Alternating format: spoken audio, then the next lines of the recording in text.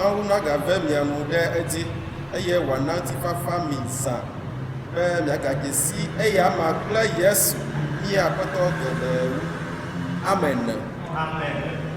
Míaxɔ ɖe ti le tsitrenu kple ha 229. Nyanyui gawo le ɖiɖim le anyigba kple atiaƒu dzi.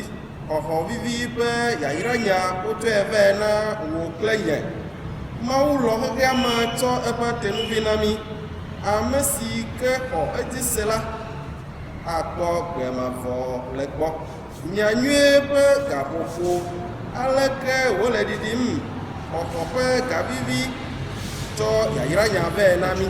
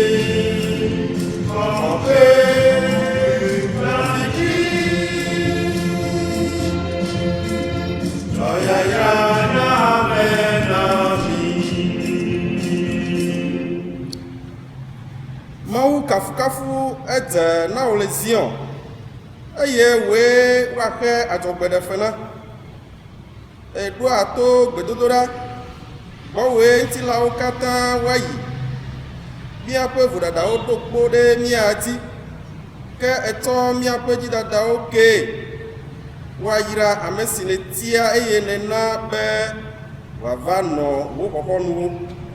Míaɖuwo aƒeme nu nyuiwo aɖi ƒo le wo gbedoxɔ kɔkɔe la me.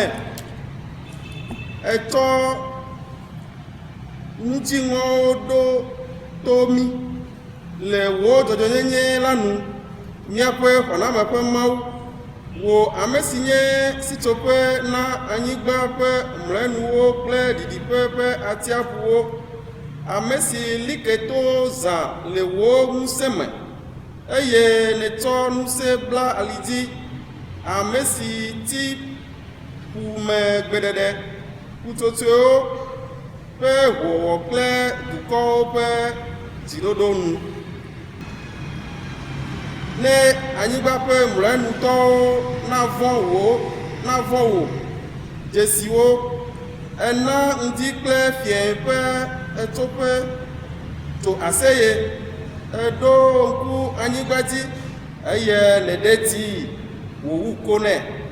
Ti yɔ Mawu ƒe tɔ ɔʋutan enabli eye ale newɔ anyigba lae enye esi edeti woƒe boliƒowo egba woƒe agbleme nyigliawo hetsɔ tsidzadza bɔbɔewoe eyra woƒe numemiawo etsɔ nu nyuiwo ɖo atsɔ na ƒe la eye wo afɔtoƒewo le ami dim lãnyiƒewo le gbegbe hã le ami tsɔm eye togbɛwo tsɔ aseyetsotso bla ali dzi ale woyɔ lãnyiƒewo kpaŋ eye bli ɖo kpekpekpe ɖe baliwo me wole aseye tsom le ha dzim. Amen. Le anyinɔƒe míaƒe ɖe dzi kple ha 191. Nous allons continuer avec le cantique 191. Yesu ƒe gbɔgbɔ va nɔ mía dzi gbɔ na wò lɔlɔ ko na yɔ mía me nɔ mía gbɔ tegbee kplɔ mí ɖɔɖɔɖɔ míaƒe nu nyuietɔ nanɔ dziƒo mía dzikpukpui wɔme eve.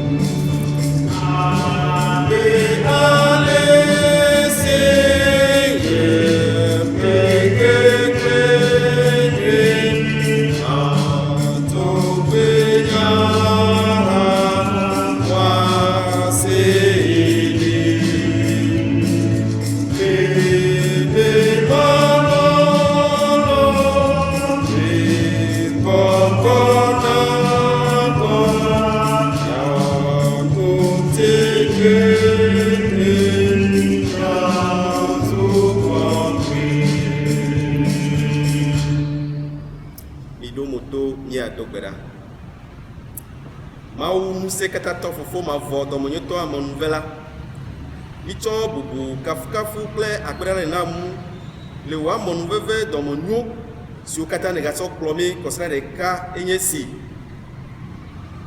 gbega ye dzidzɔgbe miada akpe na akafu aɖo kɔ ɖe dzi le nukli siwo nɔ le miaƒe agbe me le esia teƒe nu ka mitsɔ ɖo eteƒe na wo voɖoɖo kple ŋgbe emisɔ ɖo teƒe na wo ke mete be nagayɔ be viwo hafi to amenuveve me fe mianu bena nakɔ mia ŋuti kekeŋ bena nu yiwo katã miwɔ ɖe ŋu atsɔ ake mi eye miazu nuteƒewɔlawo na wo be kaɖiɖe nyuietɔ nanɔ mia kple wo dome kɔtɔ miamawo bubu kafukafu akpeɖeɖe na wo ɖaa ibia siawo katã to mía ɖe la Yesu Kristo ƒe ŋkɔ me. Amen.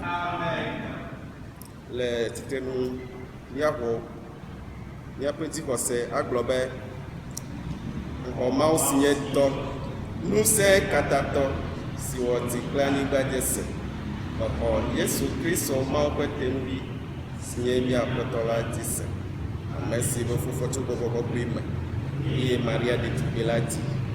Ame si kple flo pɔnto Pilato te eye wòhɛ ɖe ati eye wòɖi ame si tia ƒe eye wògafɔ tsɔ nukuku dome keke tɔ agbe eye wòyi dziƒo eye wònɔ Mawu tɔ Nusikatãtɔ ƒe nuɖusi me afi ma wogatsɔ ava adrɔ gbɔna gbagbe kple ame kukuwo kɔkɔe dzi se iso hame kɔkɔe ɖeka si nye ame kɔkɔewo ƒomeɖoɖo vɔ keke ŋuti la ƒe tititi kple amen. Míanɔ anyi.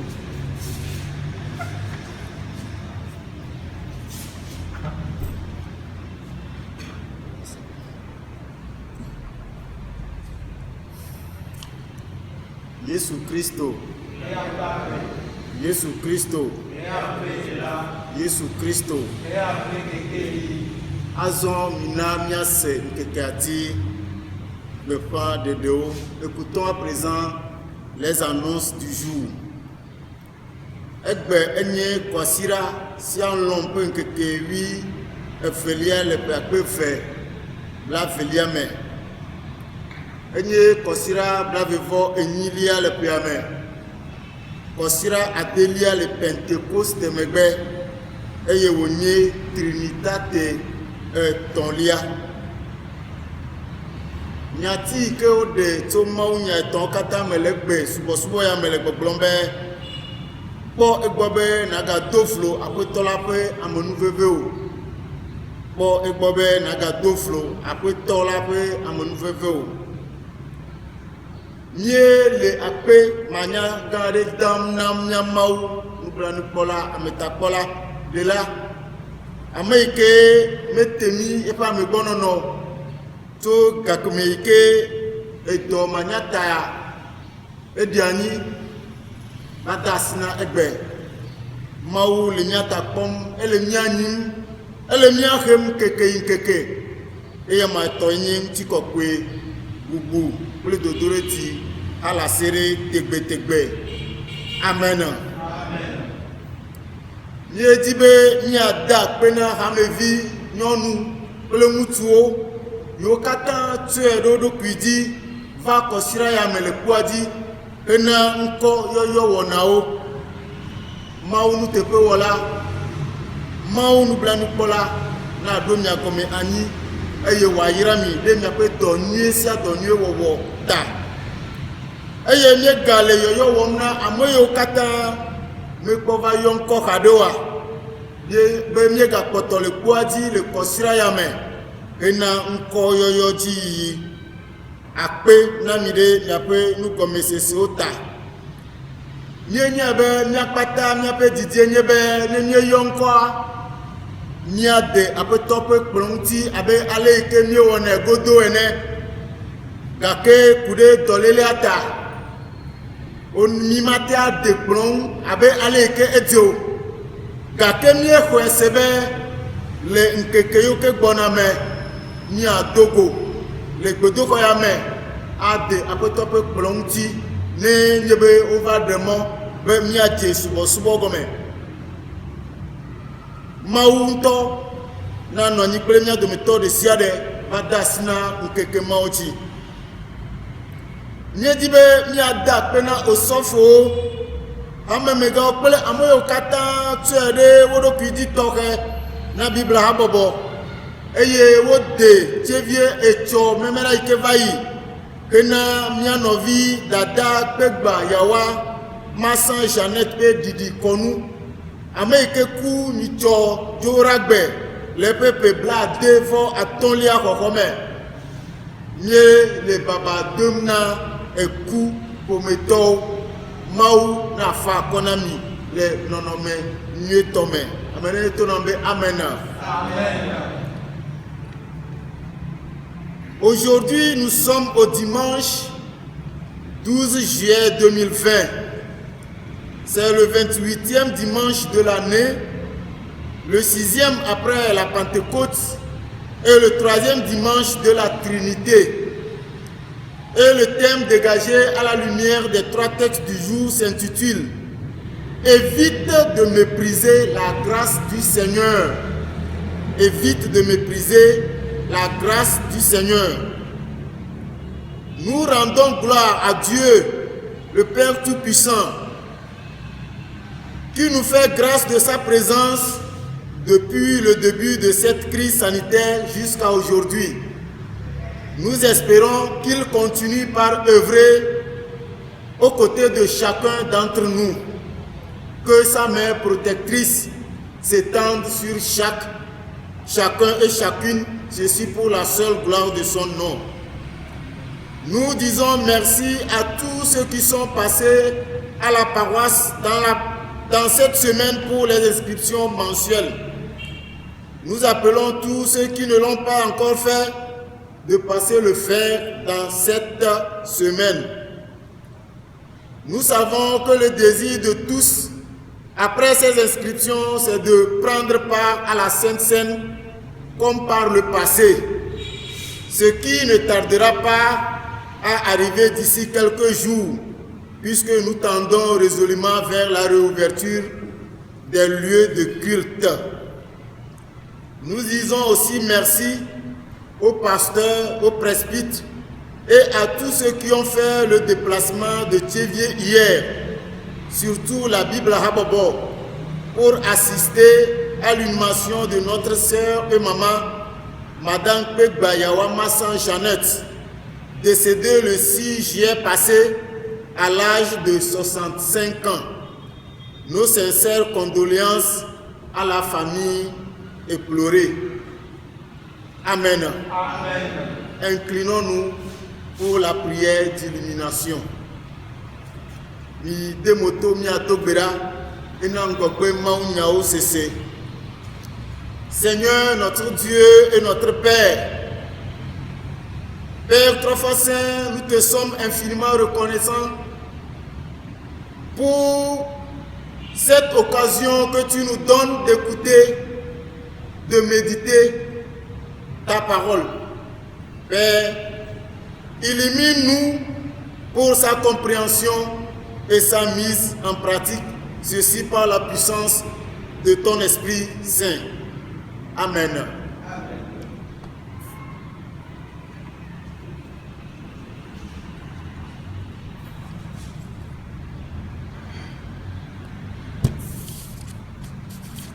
Suivons à présent la lecture des deux premiers textes. Le premier se trouve dans Genèse 24, Genèse 25, 19e au 34e et Romains 8, du 1er au 11e verset. Genèse 25, 19e au 34e verset. Je le lis selon la version Louis II. Voici la postérité d'Isaac, fils d'Abraham. Abraham engendra Isaac. Isaac était âgé de 40 ans quand il prit pour femme Rebecca, fille de Bethuel, l'araméen, de Padam Aram, et sœur de Laban, l'araméen. Isaac implora l'Éternel pour sa femme, car elle était stérile, et l'Éternel l'exauça. Rebecca, sa femme, devint enceinte. Les enfants se heurtaient dans son sein, et elle dit: s'il en est ainsi, pourquoi suis-je enceinte? Elle alla consulter l'Éternel. Et l'Éternel lui dit: deux nations sont dans ton ventre, et deux peuples se sépareront au sortir de tes entrailles. Un de ces peuples sera plus fort que l'autre, et le plus grand sera assujetti au plus petit. Les jours où elle devait accoucher s'accomplirent, et voici, il y avait deux jumeaux dans son ventre. Le premier sortit entièrement roux, comme un manteau de poil, et on lui donna le nom d'Ésaü. Ensuite il sortit son frère, dont la main tenait le talon d'Ésaü, et on lui donna le nom de Jacob.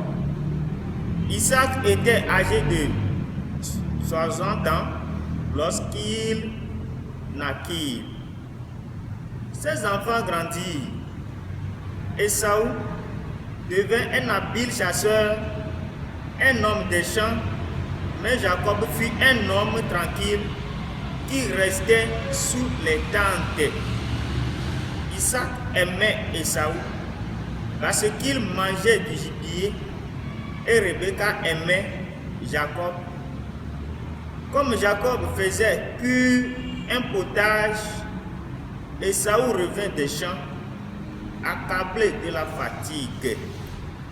Et Ésaü dit à Jacob, « Laisse-moi, je te prie, manger de ce roux-là, car je suis fatigué. » C'est pour cela qu'on a donné à Ésaü le nom d'Édom. Jacob dit, « Vends-moi aujourd'hui ton droit d'aînesse. » Ésaü répondit, « Voici, je m'en vais mourir. À quoi me sert droit d'aînesse? » Et Jacob dit, « Jure-le-moi d'abord. » Il lui jura, et il vendit son droit d'aînesse à Jacob. Alors Jacob donna à Ésaü du pain et du potage de lentilles. Il mangea et but, puis se leva et s'en alla. C'est ainsi qu'Ésaü méprisa le droit d'aînesse. Amen.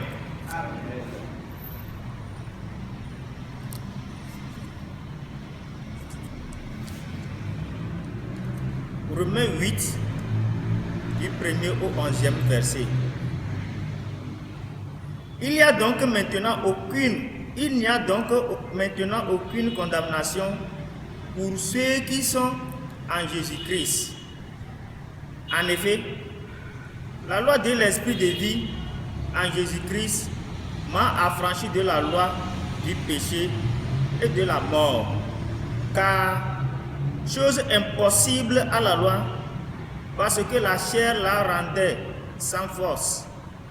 Dieu a condamné le péché dans la chair en envoyant à cause du péché son propre fils dans une chair semblable à celle du péché, et cela afin que la justice de la loi soit accomplie en nous qui marchons non selon la chair, mais selon l'esprit.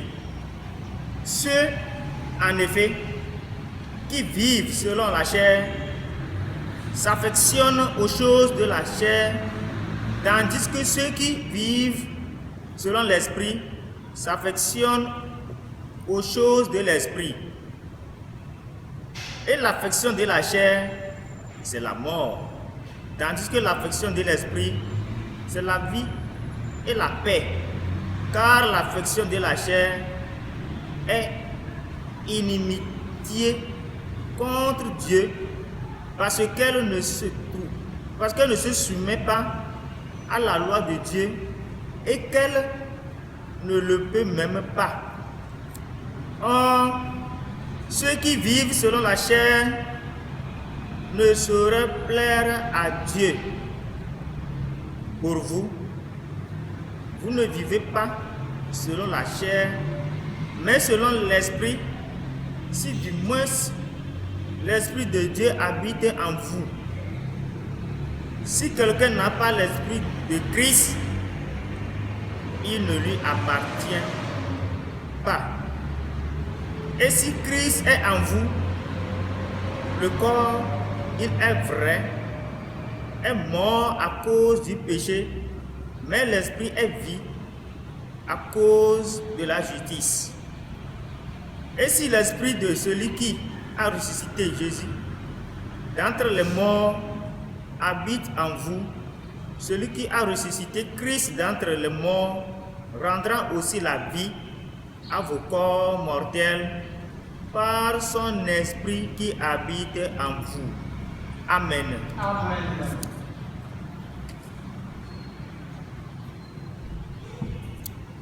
Nyega xɔ ɖe dzi kple halafa ene bladrevɔ evelia. Míadzi eƒe kukui gbãtɔ kple evelia. Agbe nye nu si wòle wɔe. Megbetɔ bu ŋgɔgbe ŋuti gaɖo ŋu ɖe ame bubu ŋu o labe agbenye nu si le wɔe yati le tsitre nu.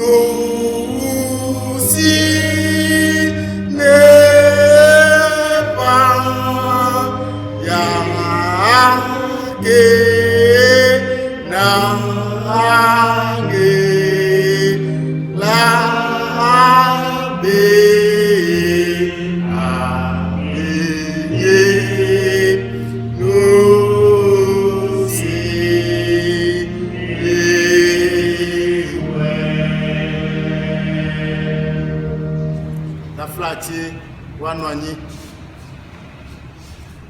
Nyape nkekadi pe maunya etolia ele nyanyi nglola Mateo pe agbaleme Mateo pe agbaleta wi etolia to pe kupi banto vasere achetelia preto kupi wi enyilia vasere blavefo etolia ti.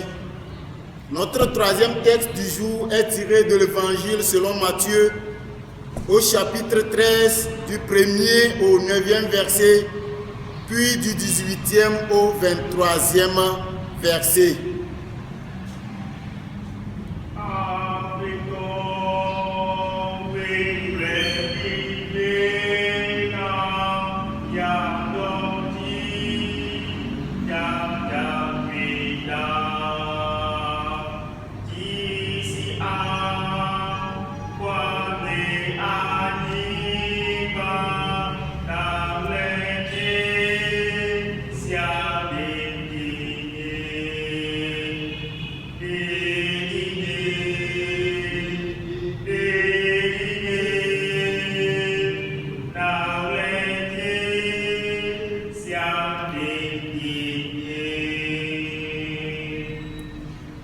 Matteo fait agbalé. Dawi etolia to pipi banto va sere achetelia ple pipi wi enilia va sere blavevo etolia time. Bema beke Yesu togo to apela meyi da bobono ani de fuanu eye ameha geɖewo ƒoƒu ɖe ŋu ale bena wòyi ɖe ʋu me ɖabɔbɔ nɔ anyi eye ameha blibo la katã le tsitre ɖe ƒua ŋu eye wogblɔ nya geɖe na wo le lododo me bena kpɔɖa nuku la dogo yi nuku ge eye esi wòle ewum la ɖewo ge ɖe mɔto eye dziƒoxeviwo va mi ke bubuwo ge ɖe kpenyigba dzi afi si womekpɔ anyi geɖe le o eye wodo nu ɖa enumake elabena womekpɔ anyi sɔgbɔ o ke esi hedze la ŋdɔkutsu ɖu wo eye esi ke meli na wo ŋuti la woyrɔ bubuwo ge ɖe ŋuwo me eye ŋuawo mia ʋu tsyɔ wo dzi ke bubuwo ge ɖe anyigba nyuie la dzi eye wotie ɖewo 100 ɖewo 70 ɖewo 50 ame si to senu line la ne see miawo la azɔ mi ɖo to lododo la le nuku wu la ŋuti ame sia ame si le fiaɖuƒe la ŋuti nya sem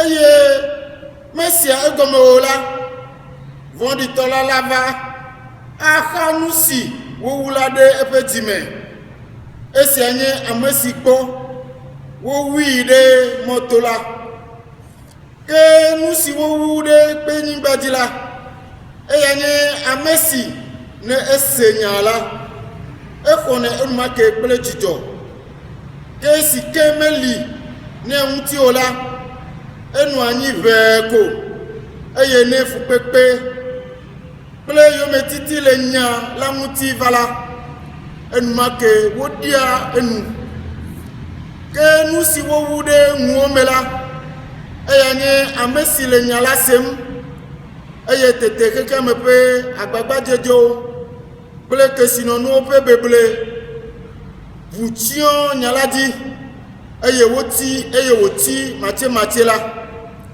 ke nu si wowu ɖe anyigba nyuie la dzi la eya nye ame si le nya la sem eye wosia egɔme ame si tsena ɖewo 100 ɖewo 70 ɖewo 50 la amen. Lɔlɔtɔwo le miaƒe tɔ Yesu Kristo me egbe ƒe mawunya etɔ̃wo katã le nu ƒom ku ɖe vlododo aƒetɔ la ƒe amenuveve ŋuti evlododo aƒetɔ la ƒe amenuveve ŋuti ne wobe wodo vlo nanea eɖi fia be woɖi gbɔ enua wometsɔ asixɔxɔ na enua o wobu nua yakatɔe wobu nua abe enu gbegble enu yi ke asixɔxɔ aɖeke mele eŋu o gake amenuveve nu nye nu yi ke mi medze na o nu yi ke mi mesute asu miasi o nu yi ke mi medze axɔe o la gake wotsɔe kɔ ŋka kɔ kemi efemahe eya nye ame nuveve nu vɔ egbe ƒe nyatia be kpɔ egbɔ be nagado vlo aƒetɔ la ƒe ame nuveve o eɖe fia be edzi míawo katã míekpɔna le míaƒe agbagbadzedzewo me míawo katã míekpɔna le míaƒe yigbɔyigbɔwo me míawo katã míekpɔna le míaƒe gbe sia gbe dagbadagbawo me wonye amenuveve tso Mawu gbɔ wonye nunana tso Mawu gbɔ eye nu yi ke wò ya ne le kpɔkpɔm be meɖi naneke le ŋkuwo mea eya nye nu vevietɔ le ame aɖe gbɔ nu yi ke wò ya ne le gbɔɖim enua nye nu vevietɔ enu xɔasi na ame aɖe elabe mi menya ale yi ke miatsɔ asixɔxɔ ana Mawu ƒe nunanawo le miaƒe agbe me o ale yi ke miezu nu gã dilawo ta miaƒe susu nɔna nu kɔkɔwo dzi enu xɔasiwo dzi eye míegbena eyiwo ke Mawu tsɔ na mí eyiwo ke Mawu tsɔ ke mí la xɔxɔ ale be ne va mea míeɖina gbɔ enuawo lɔlɔtɔwo le míaƒe tɔ Yesu Kristo me egbe ƒe mawunya etɔwo katã me míekpɔ be amenuveve edze na amewo le mawunya gbãtɔ me wobe eyi ke Isak si exɔ ƒe blane etoa de srɔ̃nɛ míkpɔe le mitsɔ ƒe mawunya me ale yi ke woɖe Rebeka nɛ le ƒe blave ƒe srɔ̃ɖeɖegbenɔnɔ mea Rebeka medzi vi o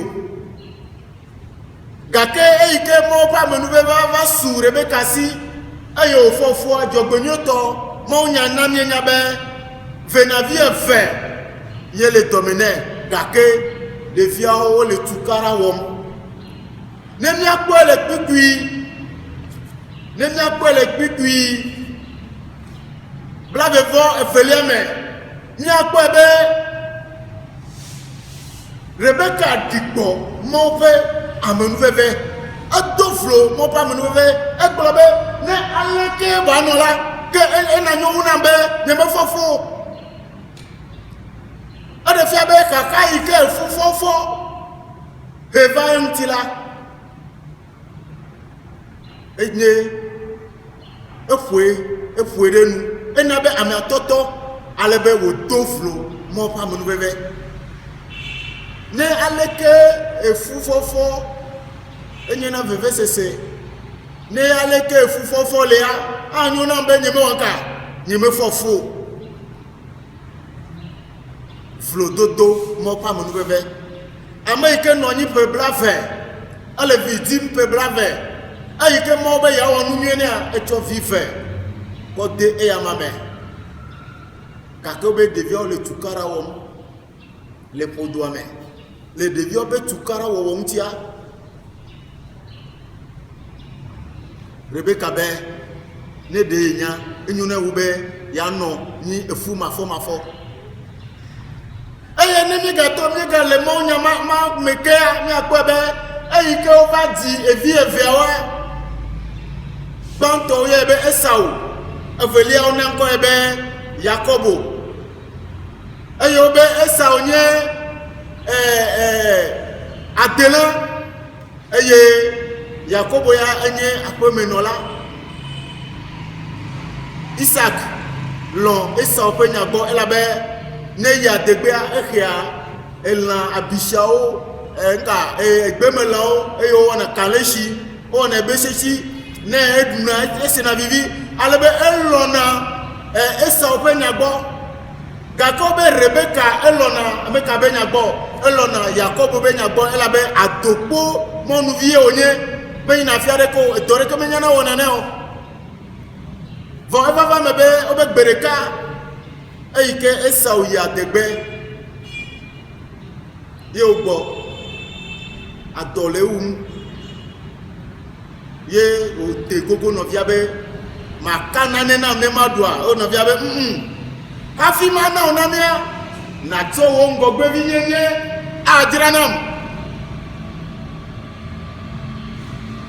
dokitɔ dzidzi l'intérêt personnel intérêt égoïste hafi nyama na o nane ne naɖua edze be natsɔ wo ŋgɔgbevi nyenye adzra nam Esau mebui be ŋgɔgbevi nyenye anye nu tɔxɛ ye mɔkɔtsi o ese menye be mexɔe se be ŋgɔgbevi nyenye enye amlimanu le Mawu gbɔ elabe eyi ke ɖeviawo le tukara wɔm ma wova yi bia nu Mawu be ame yi ke edze anyi gbãtɔa ye dze anyi ta ena sesewu evelia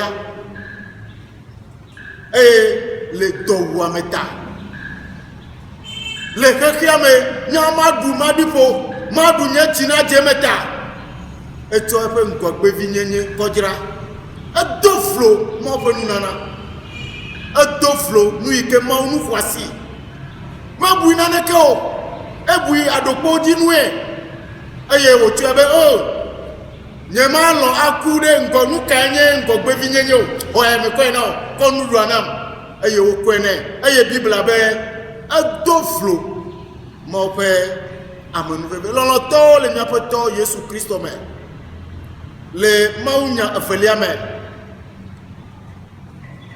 obe fo bubu adeke mele na mi ne le Kristo mo amenu bebe ka kaini sia be o mate abu fo mi ne le Kristo me ne like le Kristo me ne o tumi le Kristo me eye mi doke le Kristo me ala be to Kristo be fosadia ewu nous vont utilan to Kristo pe fosadia e ko mi apo nous vont ko yiyo do me eye wo nami agbe eye te apostole Paulo le yoyo womna romato be mi nya be e ke mi le Kristo me fo bubu adeke kake mi nu agbe nue mi nu agbe le mo pe dodo nu mi meka do flo mo pe amenu bebe ya ira la o mo pe amenu bebe ke tu nya o ha nya tu nya si be egbe o le nya yo meka ma o fi o le ma nya ton lia me obe Yesu le nu fiam ameka ike ba popu de mti le to ade to gbe barigbe e ike wo le nu fiam to lo dodo me e do lo be obe nukuula nupala eike wo yinu apagea edoge de moto edoge de penibadi edoge de muome eye edoge de anigba nyueti amanu bebe nyanyuela yo le gbogboro na mo eike amo digbo maunya o mate anogbe soso ena maunya la sese o aïe comme tu m'as venu ike mau le mau nyasi nous nana yo kata ni bona tu mau nyame aïe que ni digbo mau nyame doflo mau nya ame ado no le radio akwa no je mau nya gbogbola otre no le télévision akoma no je mau nya gbogbola otre afi ke me ponu wo brisli o jetli o afi ke ewedudu afimae elabe mi doflo maunya vo obe nye du kwa le chotrom le si majeta amanu veve nya yo kovana nye pakule o ni chope maunya be mau penya o tonu koche na nunya lao be nu komesela o gake ode fia amoyo kemenye na nekeo amoyo kere nuku ike egede moto obe na mi a o se maunya o me se na gomo ela bena o mele kukudi eyi mele wasi pe wa kodu anyi he na maunya la sese o kasi akwa abosamba kwa ekonu ajo amoyo ke nuku ike gede ekpe nigbadia obe no senyala vivi o sena vivi o egbe pastor kpolo nyanto mo nya e vivi nto kasi o dogole gbodo kome wa we nya metulawo wa we nya menya kpolo lawo wa we nya kasi wolawo ela bena ne yo metiti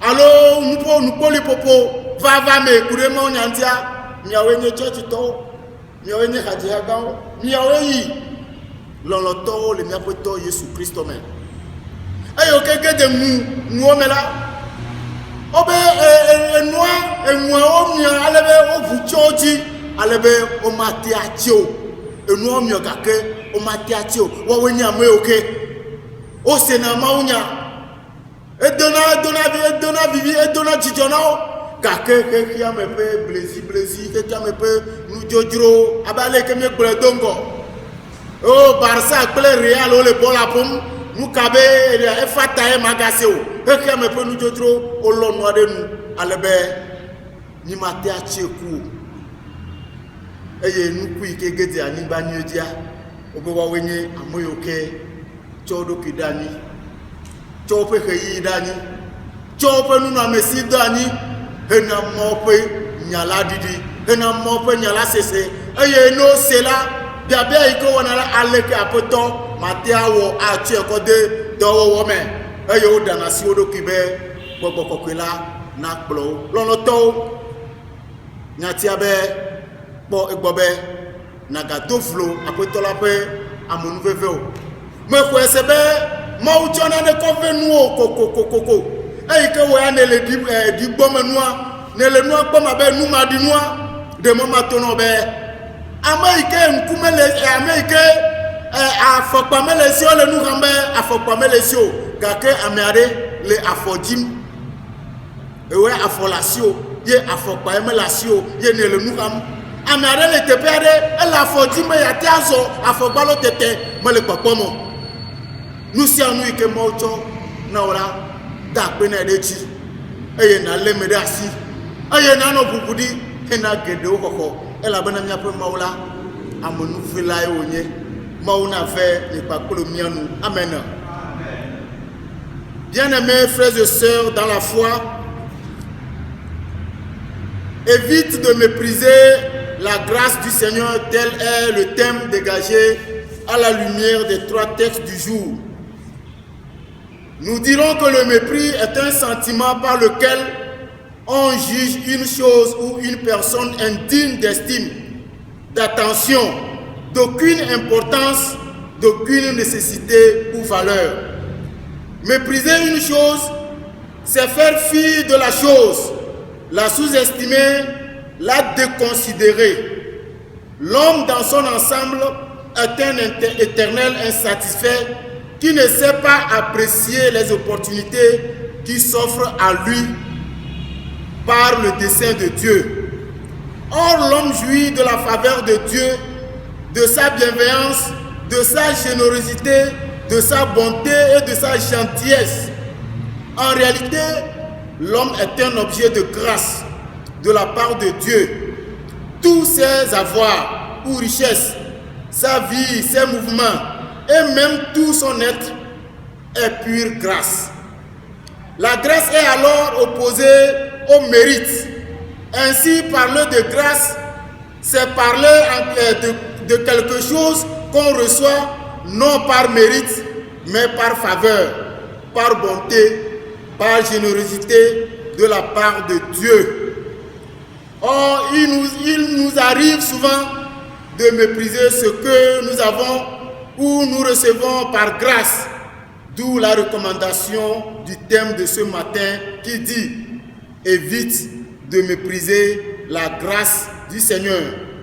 Dans le premier texte, 2 cas de mépris font légion.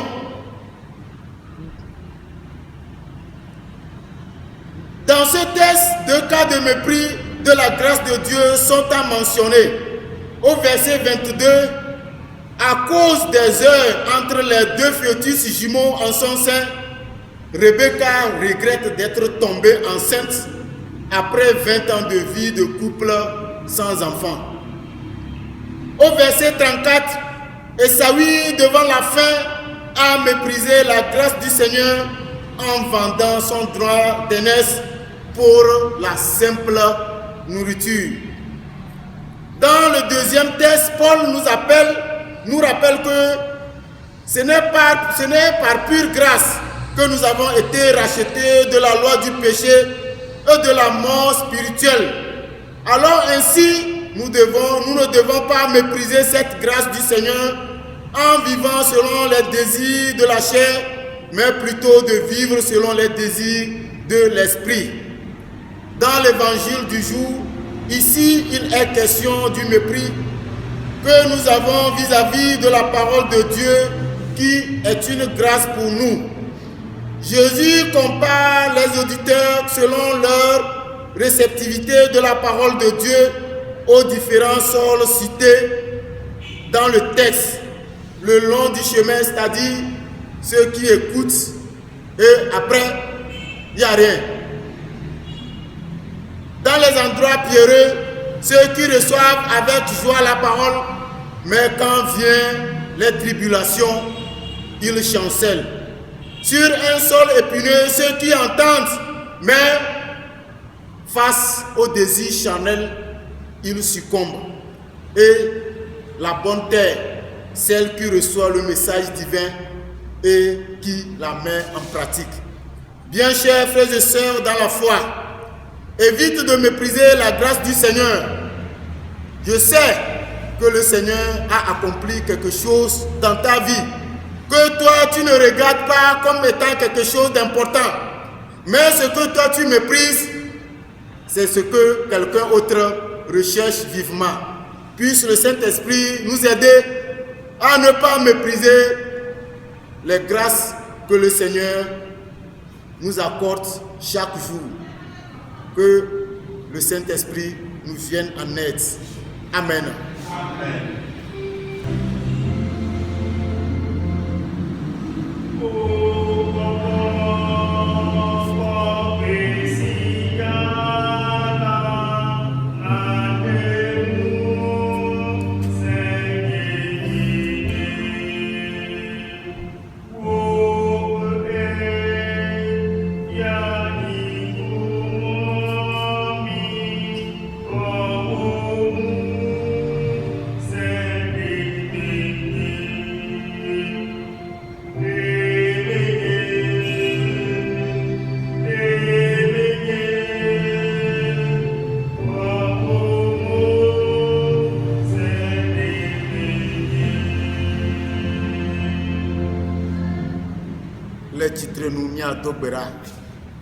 Dans la position debout, inclinons-nous pour la prière.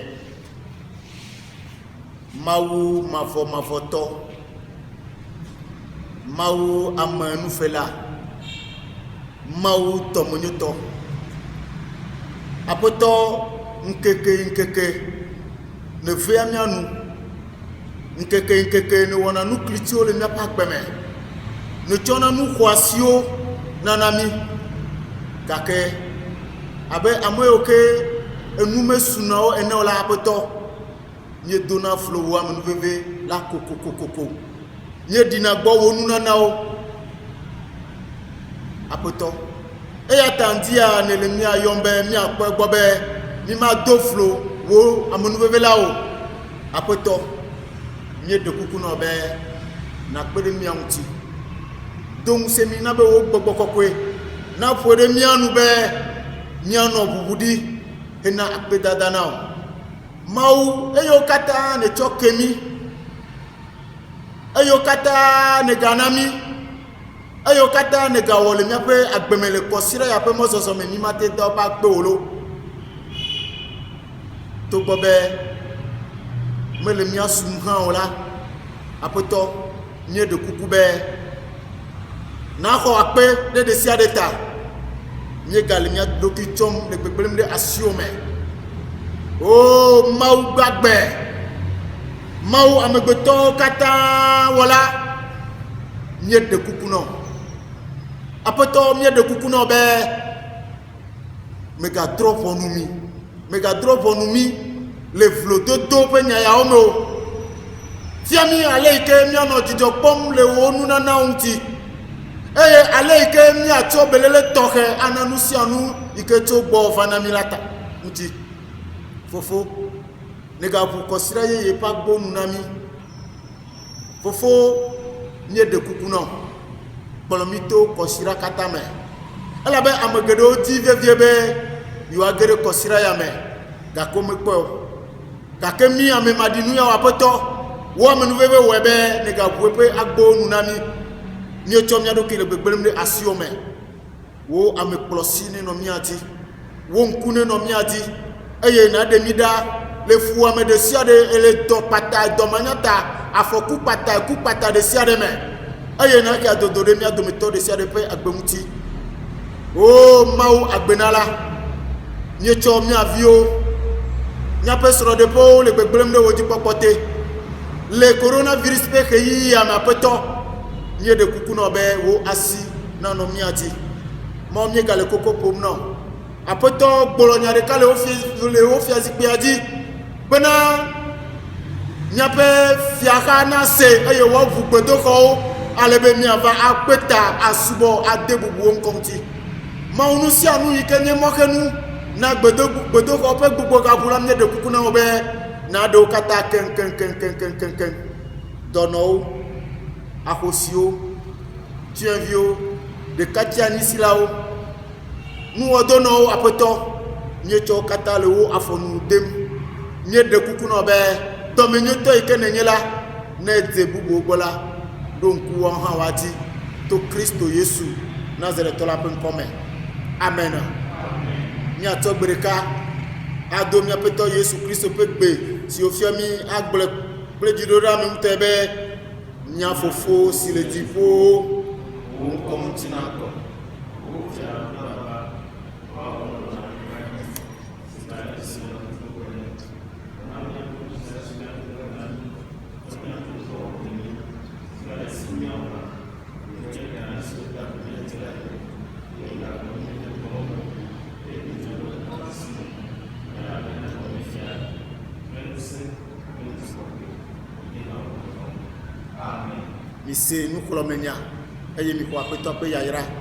Écoutez à présent l'exhortation et recevez la bénédiction de la part de Dieu. Évite de mépriser la grâce du Seigneur. Évite de mépriser la grâce du Seigneur.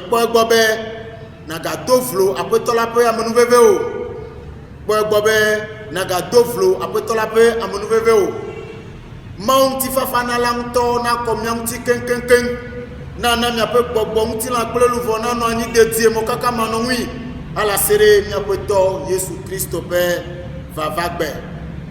Amen.